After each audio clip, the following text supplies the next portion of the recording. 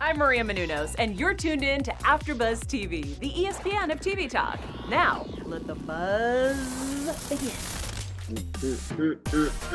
Yo, what's up, y'all? Welcome to episode 6 of the After Show for the Netflix miniseries Hollywood. I am joined with these amazing AfterBuzzers. I got my boy Rob, my girl Kelsey, and my boy Gunner. We've been hanging out all day. I feel like we have all family. We have spent the entire day together covering this show.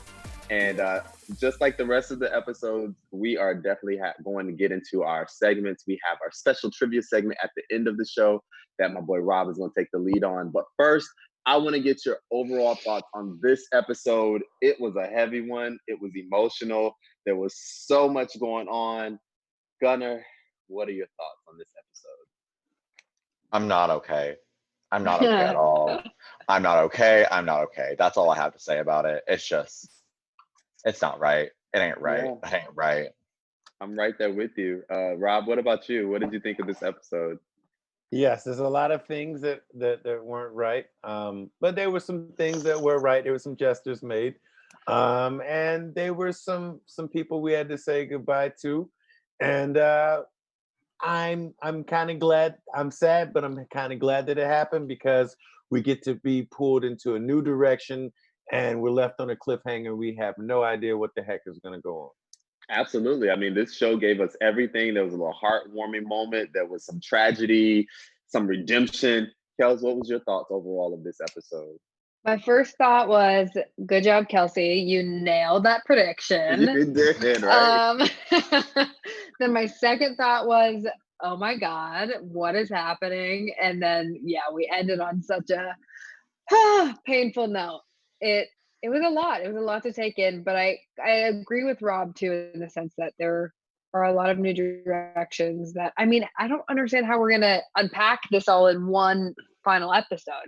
It's leaving a lot for additional seasons. So I think that's kind of cool, but it was a heavy episode.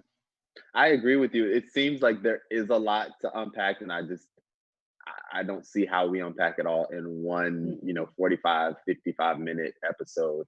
So let's just jump into this one, which is entitled Meg. And it started with just burning crosses everywhere. I think we all saw this coming, considering the climate, considering the backlash that we had already they had been talking about. But there were crosses burning on Avis's yard, on Camille's yard, on what's his name, Archie and Rock. They even had something thrown in their home, and there was like a little fire inside their bedroom. What was going through your mind when that was the opening scene of this episode? We'll go with Rob. What was your first thought when you saw that? It for me, it changed the whole. This is one of those moments where it changed the whole genre of the show. And if I were from a viewer from outside that wasn't watching this before, this is my first episode. If I walked in the living room, I would think this was like a civil rights, show. And I think that it pulled at those moments, and it did it great because those people that were witnessing those moments of racism, they never experienced that. With the exception of Archie. Yeah. He's the only one to experience, but I think it was great seeing these people who never experienced this kind of stuff experience and learn like what it felt like to be African American in the South in these times. Yeah, even though they're here in Hollywood. Yes. But what were you thinking, Kelsey?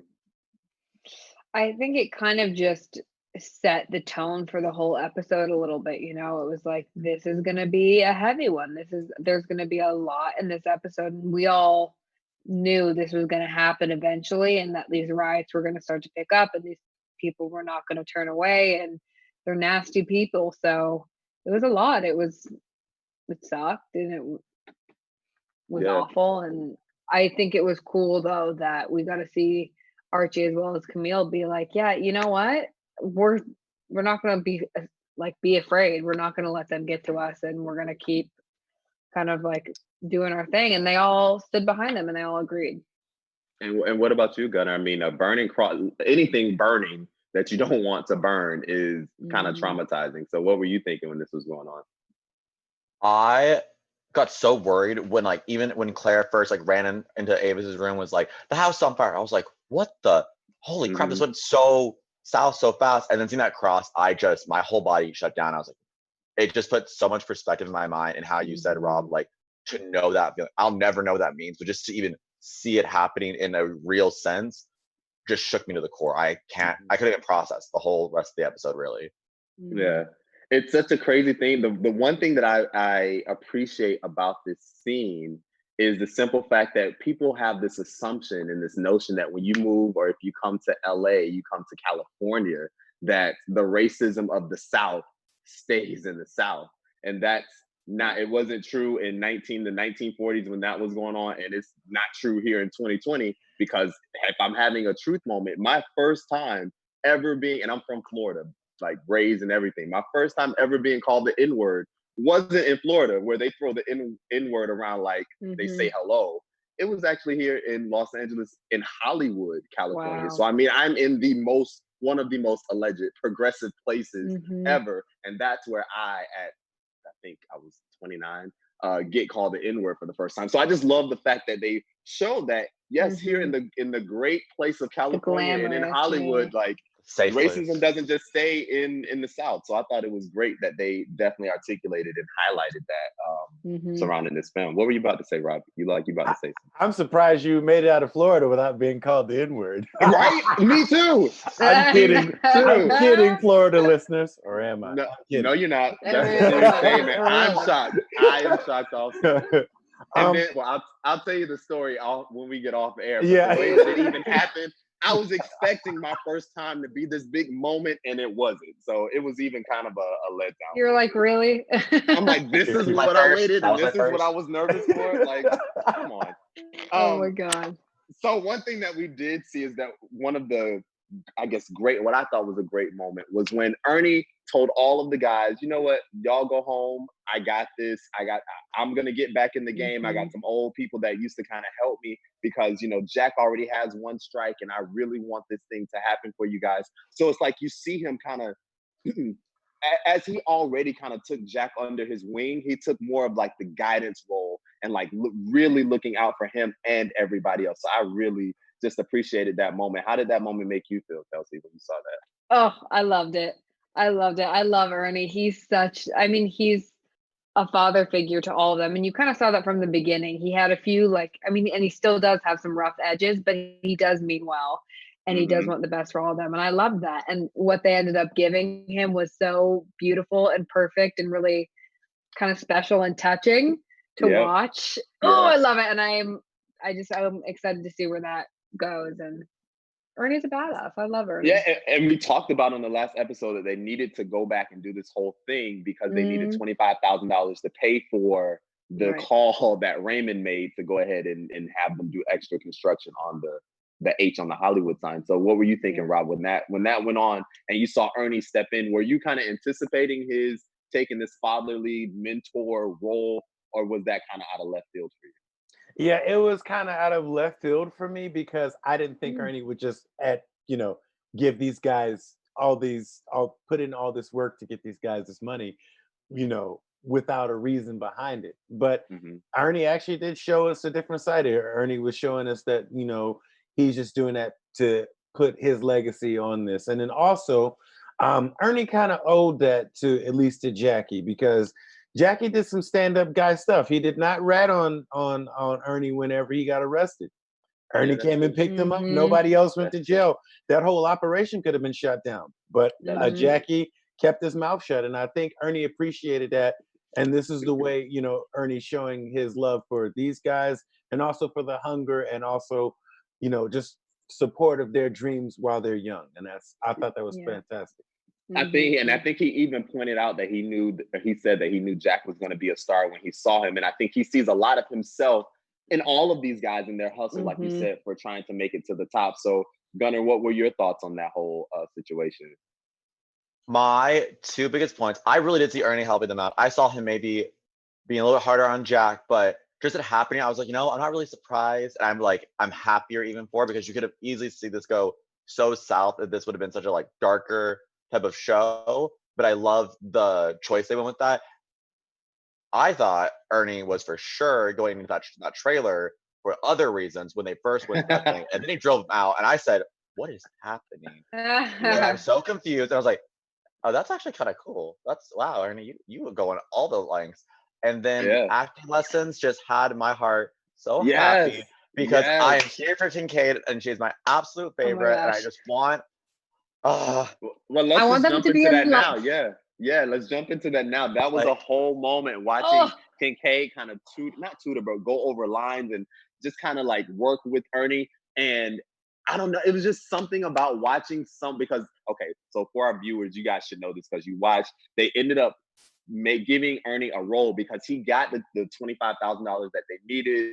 And he has just been such a great guy in this whole thing. He added some of his own personal money to the pot so that they can meet the no. budget and everything. And they ended up in turn, they had a role in the movie in Meg, and they went ahead and gave it to him, and he's in it also. So he was having these coaching moments with not Avis, but Kincaid, Okay. and I thought that was just a beautiful moment. Like that was one of those. It touched my heart. The most on the street, and now they're just putting it in a box and putting it, form into something else. But this guy, I love everything he was doing, and I love the way Kincaid teaches and gets the best out of him. I do too. Like I said, there was so much beauty just in that moment. Ernie is the man. He is cool to the core. Like he's just it. What were you thinking about that, Gunner, in that whole situation? I don't even think that they needed each other. They found each other. It wasn't like they were like they had each other to survive. It was these two lost souls that like just felt pain and kind of rejection in a sense, and even in different aspects, like with acting with Ernie and with Kincaid, that they just found this similarity and they saw each other in one another, and how easily Ernie gave up control. You could see, Ernie would Yeah. not have just taken direction from just about anybody, but Kincaid challenges him and pushes him, and it makes me so happy. I don't know what about this relationship. Archie and Rock had my heart the whole season, but these two are taking it for sure.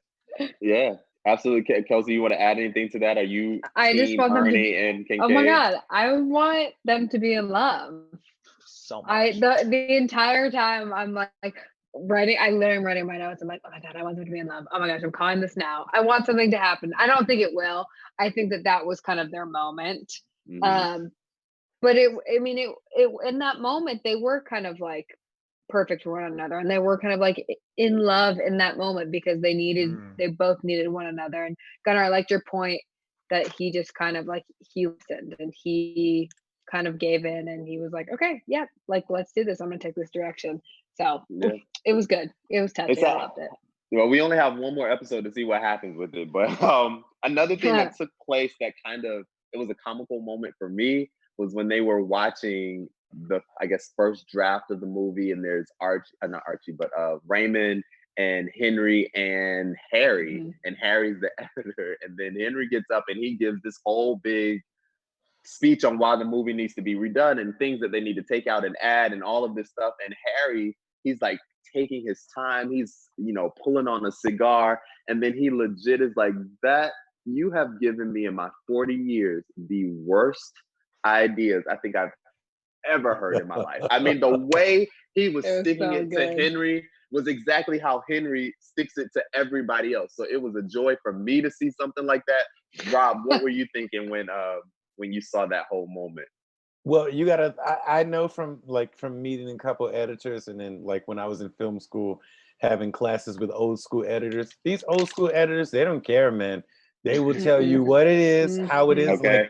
Like when I remember in film school giving my little movies to an editor, they were not nice when they told you they didn't like it or what didn't work, but they were effective, and that's what this editor was. The way he was effective was getting Henry the hell out of the room because he's a toxic cancer in that environment.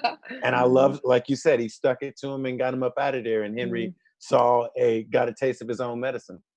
Yeah, absolutely. Did either one of you, Kelsey, are gonna have anything to add to that whole scene?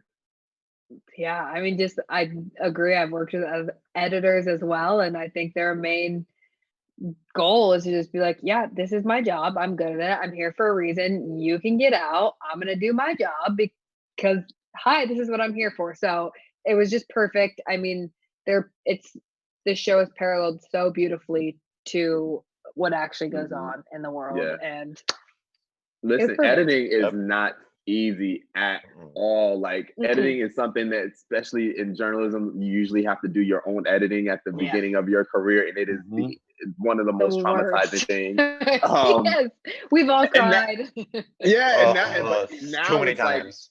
now I feel like, I don't know, I hate edit. I used to love it, and now it's like, Oh, I hate it. I don't Yeah. want to See, touch it at I think all. I'm still young and I'm new at it and it's green. So I kind of, well, at first it was scary.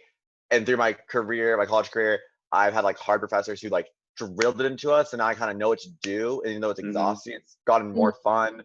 And I've been having to do more projects. So it's kind of still fun to me right now. So fingers crossed it stays like that. Good for you. Well, Gavin. whenever I have a project, I know who I'm calling to edit all my stuff. I'm sending it right on over to you, sir. Same. I'll give you a couple dollars on the side.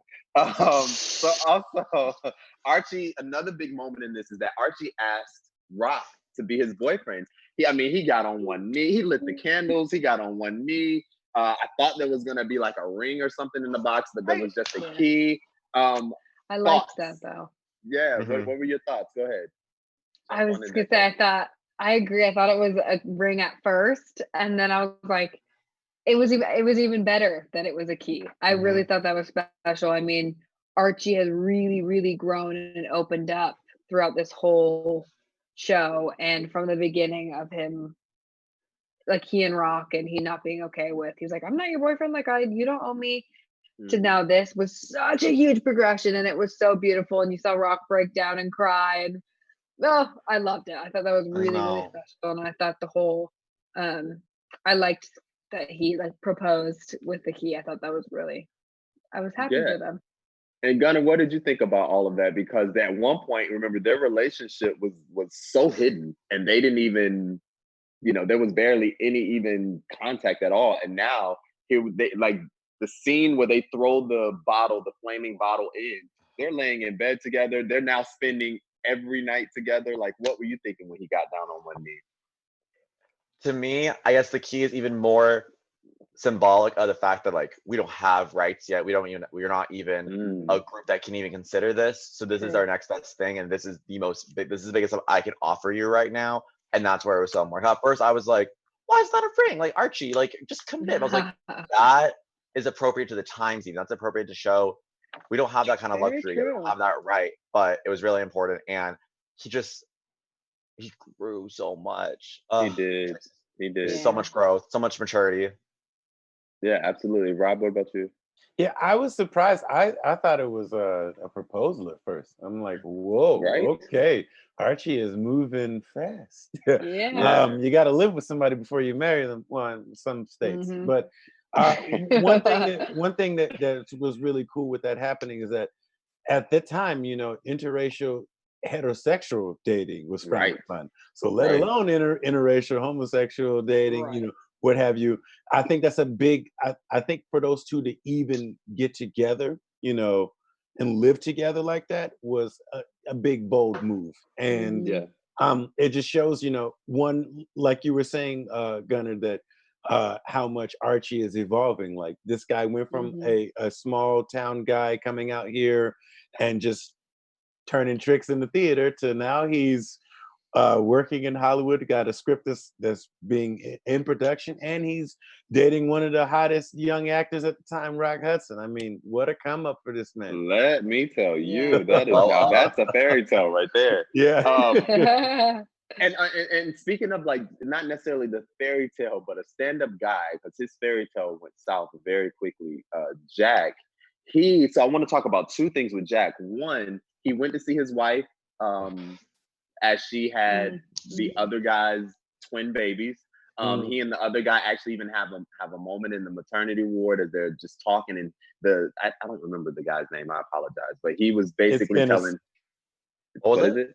Ennis. Okay. Yeah. Well, Ennis he was kind of he was telling Jack that his wife had say that again? Erwin or Ennis. I had my notes. My One of handwriting. the two. Sorry to interrupt. One of those E's. I'm so bad. Well, he was basically telling him that his wife had said like what a stand-up guy he was, and she never had anything negative to say. And I think it says a lot about his character that he even came to the hospital in the first place. Because a lot of guys would have been like, "Oh, those aren't my kids, and we getting a divorce anyway." no, I'm not coming. And then we fast forward, and he and Claire have a moment, and they decided they're gonna go to the premiere together. What did you think about that, Rob? Well, to both of those, number one, Jack going into the hospital and seeing her after the babies, that takes a lot of maturity, and it takes a lot of growth as a person. 'Cause I would have been furious. I probably would have been acting the fool in that hospital. I wouldn't have been nice. But at the same time, he was nice, and he understood that this is bigger than him. Just because you can't have the person, you may not have been meant for that person. And for him to have that maturity and still stand by and still recognize the wrong that he did in the matter, that is admirable.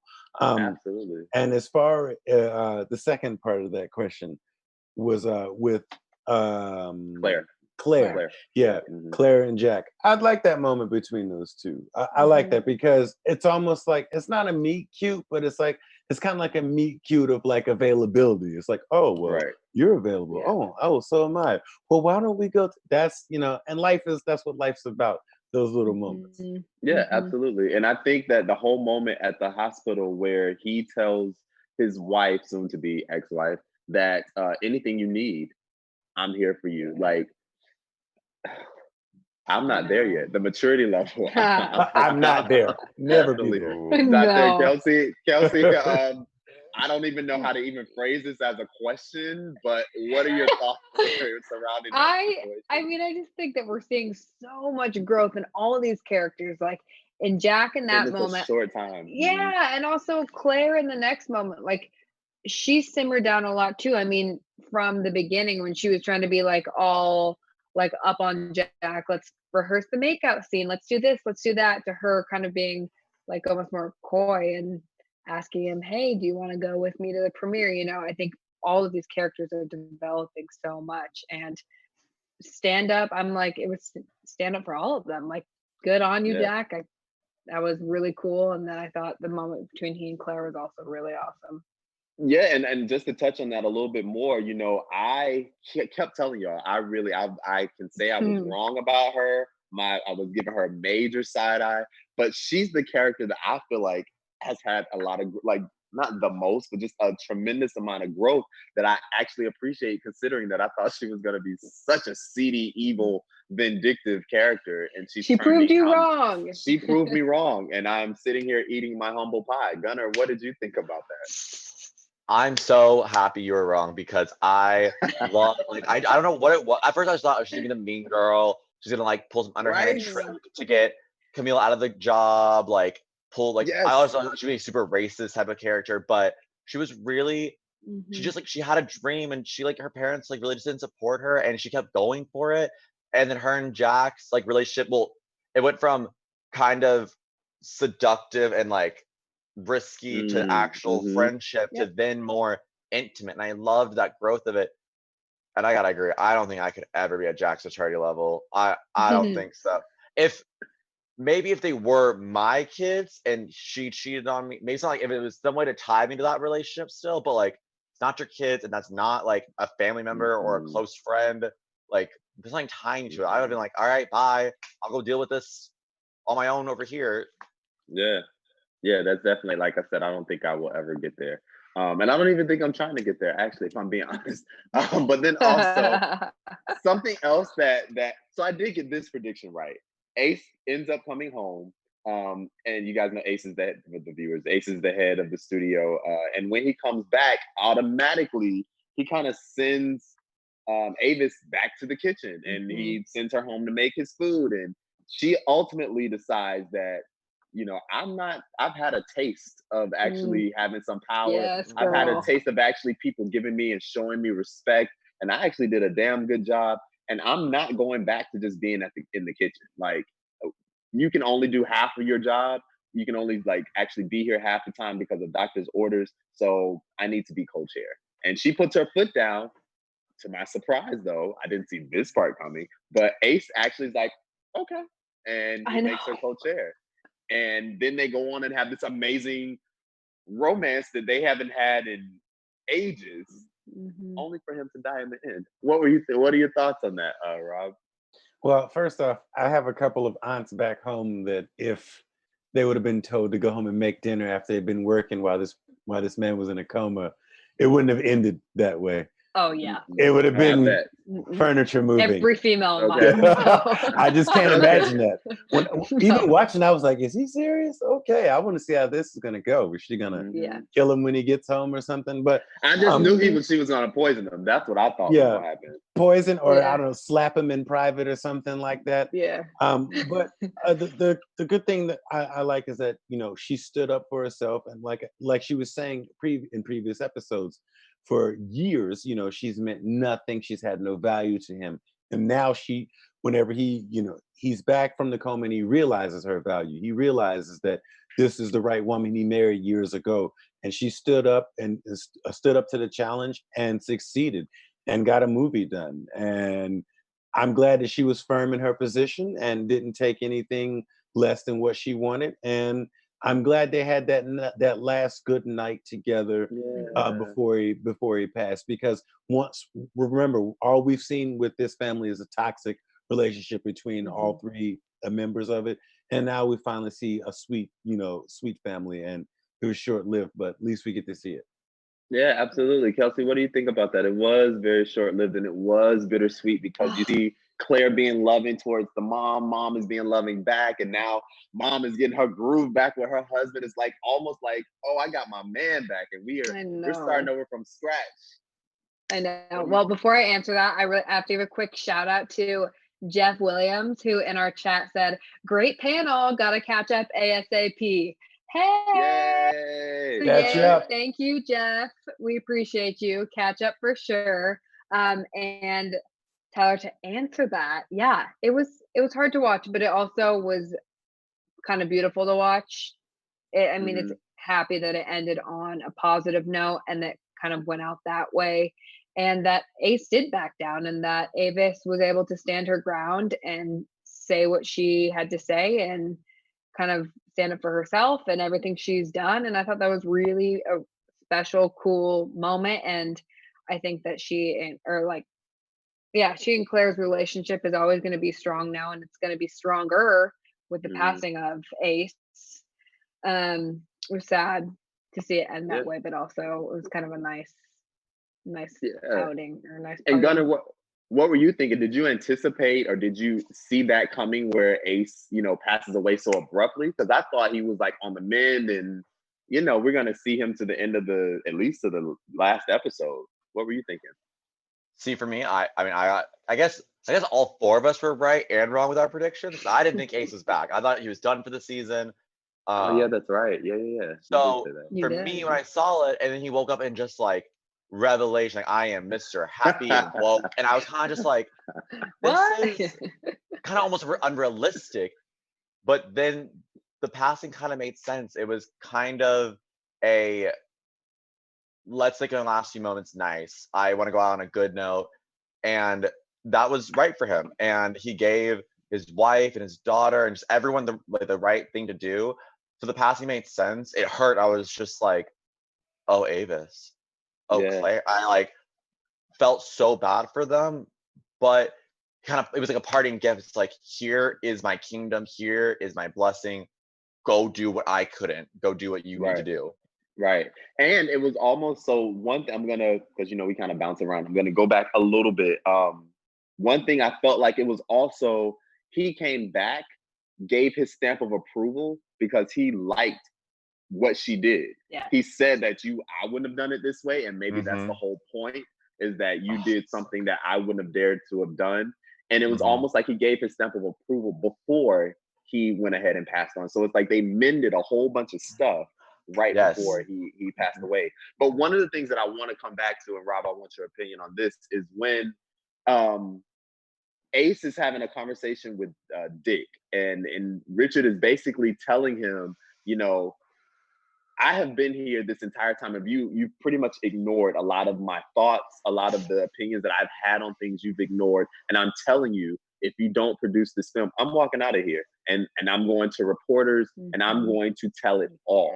And so it's like, you may go bankrupt if you put this picture out, it's possible, but I'm letting you know if you don't put this picture out, I am coming for blood and I'm coming after you. So Dick really, and he came out of the closet. He stood up for himself in this big moment. What were you thinking? Were you like, yes, yes, yes? Like, what was going through your mind when all of that was going on? Yeah, I'm proud. I'm very proud of Mr. Samuels for growing a backbone to stand up not only to Ace, but to stand up to the world, you know, and say it in front of an audience that he's gay, you know, and that's good. It kind of reminds me of the episode of Big Mouth, whatever he says, "Look at you walking in rooms and declaring things like That's what was needed, and also, you know, this also shows how much passion that Mr. Samuels has for the company. This guy's put his blood, sweat, and tears.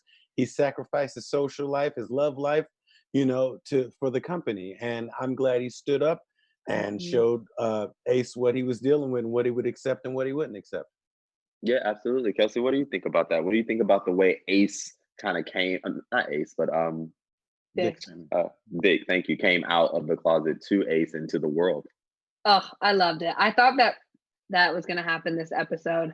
I want to know. I'm hoping we get to find out who he's in love with. I wonder if it's the guy from the bar. But yeah, that was really cool. It was really. I mean, I was proud of him. I was proud. He just kind of is now living his true self, and I think that that's really powerful. And I'm happy that he's finally did it, and I'm happy that he said it to Ace before Ace passed away as well. I think that is something really special and was really powerful for him to be able to do and say. I love basically watching him grow from being so closed off and basically saying I'm going to be alone for the rest of my life, to then just in one episode finding love to the point where he has to scream at mountaintops, or in this place, the cafeteria. Gunnar, were you cheering for Dick as he was doing this? What were you thinking? Were you caught off guard? Like Kelsey said, just his true self is so powerful. And I like the fact that, well, let me backtrack a bit to Ace defending Dick with the lawyer. And I kind of like that line about like he has women fawning over him, kind of even making that reference probably Kincaid and other women, and not even in the sense even like bash like the gay community, but just simply, oh, don't try to like think you know him, make assumptions. I'm gonna defend one of my closest colleagues. I really respect him. And then Dick saying like, oh, they want to call me this awful word. Well, guess what? I am, and I don't care. And it was just so empowering to that. So it was really respectful, and shouting from the rooftops, like you said, perfectly said. Yeah, and I feel like that love, if anything will make you do it, you fall in love, and whatever secrets you have, they will definitely start to come out, because you cannot contain it, not if you really are in love. So with that said, I'm gonna come back to one more scene. You know, I always gotta save a little something for the end. So let's go ahead and get into our special segment. Let's see how this trivia is gonna play out. Rob, it's all on you. Rob, give it to us. So we're back for the 6th installment of the AfterBuzz TV True Hollywood Stories trivia game. We will be coming in with 3 questions for those of you, if this is your first time. Hopefully it's not. We always do this trivia game, and it's on a point system. And at the end of the season, we will tally up to see who has the most points. Okay. So without any further ado, I'm going to go ahead and hop on into it. So this question is worth 2 points. Once again, if you have the answer, say your name, and that will be your buzzer. Okay. So the character Henrietta Costello, the wife of Jackie Costello, is portrayed by the daughter of which famous writer, producer, director? Okay. Writer, producer. Chat. Does the chat have any answers? No. I have. Come on, you guys. Okay, I have a hint too. Okay, so he is the director of Superbad. Oh, I should know this. I should know. I know I should know this too. And Knocked Up. Oh, I know I should know. Oh my gosh. I don't know who it is. Can you give us his first name? Okay, his first name is Judd. I knew it was saying super. Judd Hirsch? Oh. No. Your name is your buzzer. Tyler. Kelsey. Tyler. No. Judd Hirsch? No. Next. Oh, damn. Wait, do I need you to say his name? You say your name first. Kelsey. Okay, now his name. Judd Apatow. You got it. I So love 2 it. I points for love Kelsey. to say your name first, Kelsey. Like I just because question, I it's so take this funny. one. It's like I'm it's just like who's the director? Kelsey. Right. Kelsey. Good job, Kelsey. Okay. Thank you. So They're next- married. I love his marriage too. Wonderful marriage. Next question is worth 1 point, and it's worth 1 point because everybody should know this. Oh gosh. Everybody should know this. Which famous actor later became governor of California and then president Kelsey. of Tyler. Kelsey, you said your name. Darn it. Governor of California. Well, shit, I should let you finish. Shoot. Gunner. I'm just gonna guess it's Arnold. That was my first guess, but I think that's wrong. That's wrong. Gunner, Yeah. go ahead. Tyler. Well, No, Gunner Tyler said has his it. name first. No, what in the second thing, but also that I don't have an answer. I It's know like- who it is. Okay, Ronald Reagan. you got it. Should've let you Oh my finish. gosh. I forgot Dang about it. that. I forgot he was in See, if you would have let me finish, I Kanye, I know. could have told I you know. that Should've let you No. finish. the president. Dang. Okay. And so Killed the third and final question, which I will be impressed if any of you guys get this, and I'm going to give you a couple hints. I'm going to give you a couple hints, so you should be able to get this. Okay. So, which Oscar-winning actor, famous for his role in film noirs, fought in World War I? I'll give you a hint. Casablanca. Oh. Come on, guys. We're doing a show about old Hollywood here. You should know this. Hold on. I'll ask I the know question this. again for the chat while you guys can think about it. For the chat, which Oscar-winning actor, famous for film noir, fought in World War I? And the hint is the movie Casablanca. Tyler. Okay, Tyler. Go ahead. Something Bogart. That's you got it. I'll give you that. Can I get a point for his first name? Kelsey. Oh, and Humphrey Bogart. Humphrey No, Bogart. I was gonna get a point for that. Okay, I'll give Kelsey 1 point because she got the name. So Yeah, Tyler, come I'll on. give you my 2, first category. and then Kelsey, you have 1 more. So all right. Okay, so let's do the tally real quick, just so we can know. Okay, so Kelsey, Tyler, good job. you're at 7 points. Wow. Right? Excuse me, Gunner, you're at 6, and Tyler, you are at 10 points. Yes, I gotta hang on. I got one more Tyler. episp to hang in. Gunner. No. Damn, No, Kelsey, you now I'm caught the up. underdog. Now I'm the underdog. This is my game to win, y'all. This is my game to win. Why do I feel like this is Big Brother and we're playing for HOH or something? I love it. This is the best. This is so much fun. All right, so I guess I'll go into my last topic, which is the end of this episode. Yeah. So Henry ends up hiring this kid to be like an editor. He's trying to put his print on this project in some type of way, because right now he's a producer on paper, but he really has not contributed anything to this project. So he's trying to find a way to really begin to leave his own legacy in the world as a producer. So he hires this kid. The kid is basically making sense of the film, explaining it to Henry, because he's still, is his name Henry? Yes. Because he still doesn't understand certain aspects of it.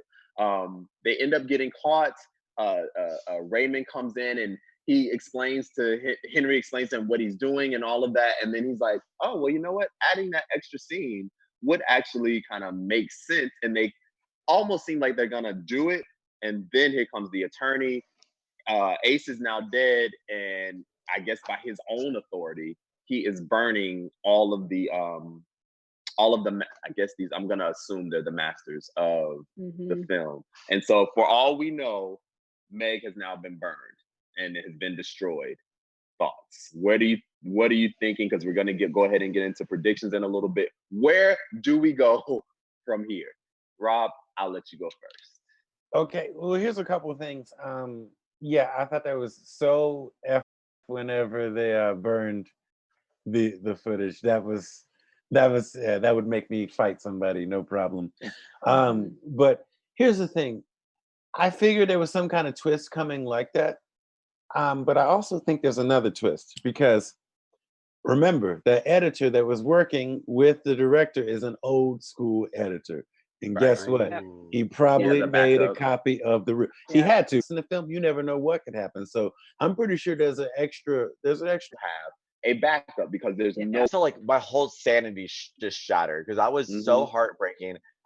I think about like you must know this with journalism and just when you lose an edit of like a package or a project, you're just like, oh my gosh, I lost the file. It's the end of the world. In It's the end of the world. Oh, Yeah. And then now, back then, when it literally can never be recovered, Exactly. I haven't thought about the old school editor. I have no hope. I'll say for the British, I have a really crazy one, but the show's so like optimistic and kind of crazy, just like how they pull stuff off. I kind of think my thing is kind of logical almost. Yeah, I agree with you. I definitely agree. I cannot wait to watch episode 7. I think I'm going to take a break for today. Same. Just because it's been like an all-day thing. I think I just need to come back to 2020 for a minute and just I'm going to have just a nice little breather, eat something, and just chill. And then tomorrow I'll jump into episode 7. So I want to get your final predictions moving forward. How do you think we're going to close this show out? Your And Kelsey, we will AfterBuzz start with you. TV. Well, we have another chat, you guys, first, and a question for predictions. Let's see. Question is, how do you think the show impacts the audience on a personal, or she said in a personal level? So on a personal level, how do we think the show impacts the audience? Who's this Who from? wants to go first? I'll take it. Let's see. Anish, I'm so sorry. I cannot be a teacher. Anish. I would be the worst. Yeah. Anish, okay. So Anish, thank you so much for being a part of the chat. I think this gives so many people, especially minorities, women of color, LGBTQ, this is the show to show you back in the day, you all deserved a chance, but today you do have that chance and you have the right and opportunities to go for it. So go for it and go for your dreams and keep pushing. Oh, I agree. I agree with that. And add a little bit to that. The difference between then and now is that now we have complete capability and complete control to create anything that we want. And so when the studios or when the suits, as they like to call them, say no, and you always get a no, that doesn't mean no to the dream or no to the project. It just means no to that partnership. So now we can go and do it independently. We can do it however we want. And I think that the barriers, there's still some, but it's just not like it was. And if you are curious about Hollywood, don't know how really Hollywood works, I think this show really gives you just a great glimpse. If you really sit back and look at it and absorb it, I think it gives you a great glimpse into what this whole industry is like. Anybody have anything to add to this? I agree with that as well. And also I like the way all the characters, primarily most of the characters, have these humble beginnings. They come from nothing. And I'm loving the fact that a lot of them are ex-military. I'm ex-military, so it's cool to see, these kind of things happening. And the one thing that I see that I like, as far as like the characters and what they all have in common, all of them are good people trying to hold on to the good that they have from the city. The city is trying to pull the bad out of them, but the good, they're trying to keep it and they're trying to stay optimistic. And it also tells the people at home, if you have a dream, put your foot on the pavement and actually go for it and see what happens. You never know. One day you could be turning tricks, the next day shooting flicks. So it's that quick.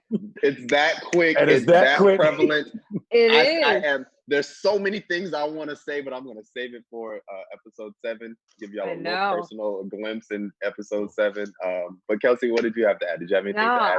I agree with everything. And I think the only thing I was going to say for me and I think for all of us, we can say this, the personal level of it being in Hollywood. And, like everyone's gone through this in their lives, but especially here and us being here. And I don't know how many of you guys are from here, but like I'm not. And I've definitely run into obstacles similar to some of these people. And it's just like, wow, yep, that's real. Yeah. And you can't take no, and you can't get shut down by that. And you just got to keep going and pushing on. And there are really crappy people everywhere, but there's also some really great people. So I think this is an awesome show for everyone. And Thank you All for right. your Well, question.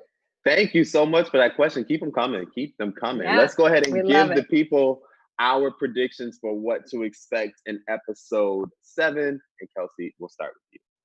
Okay, I think that Avis, once she finds out that the film was burned, is going to raise hell. I think she is going to have some sort of say, some big hearsay. And I think that I agree with Rob that there's going to be another copy of the film, but I don't think it's going to come out that fast that there is another copy. I think they're going to freak out for a little bit, and then we're going to find out there's another copy.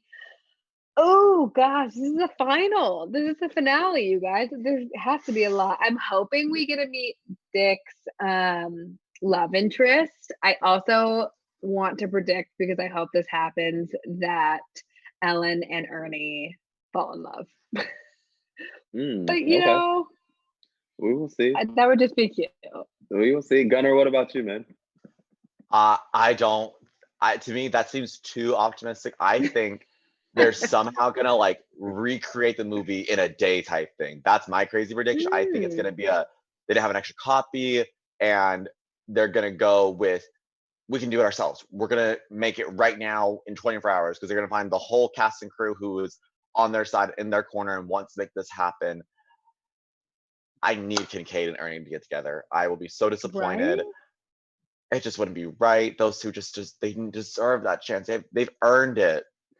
Yeah, I agree. Okay. And I also, to add on to yours, I also think that like they will, if they don't have a copy somewhere stored away, which I hope they do, now that Ace is dead, there isn't anyone standing in the way of a budget now, because now everybody's on board for this film. So if they do need to go back to either reshoot or do pickup scenes, now we can actually, 75,000 is now out the window. Like, we can actually put more money behind this and make it even better than it was before.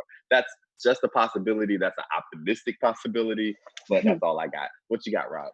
Yeah, I think Avis is going to raise hell when she find out what happens. I think everybody involved with this film is going to raise hell. Yeah. And we're going to see all this animosity between the people who don't want the movie made, plus with the people who want the movie made.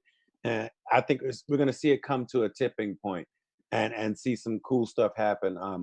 And also, I'm thinking about this. This has been in the back of my mind, because I wonder if you're about to say what I was just thinking. I probably am, but just think about it. Ace was being an a-hole all this time, and all of a sudden he had an epiphany and decided to go forward, with the film. A few scenes prior, he was talking with his lawyer about burning the film. So if the lawyer is acting on his behalf in the midst of his death, could that have been one of his last wishes? Like, hey, if something happens to me, burn the film. So I'm confused. That's what I know. I'm wondering what's going to happen with that. And I think there's another copy of the film, like I said earlier, and I think it's going to come out, and it's going to be great. So that wasn't what I was going to say. So I'm going to Oh, go ahead and okay. go back. What were you What going do to you say? think? This is just a quick little maybe. What do you think about the possibility that the film that they're making Hollywood, where someone commits suicide because they got cut? What if this whole thing where the film got burned, and this big moment that one of these actors or actresses was supposed to have doesn't happen? What if they actually do commit suicide as a result of I've said this losing few this time? episodes. That is, Wow. oh, that's so true. We were talking about that, I think, episode 2 or 3, with the title sequence of them climbing up the sign. I think you might be on something, Tyler. I think this could be someone's end. Next episode could be the finale. It could actually be that. Yeah, go ahead. Oh my gosh. Or it is going to be completely burned, and they're going to use the real Hollywood sign to climb up, and they're all, and they're going to shoot it that way. Okay. I love all of that. I love all of that. Maybe. We have one more episode. We have one more episode to find out. So make sure you guys tune in tomorrow.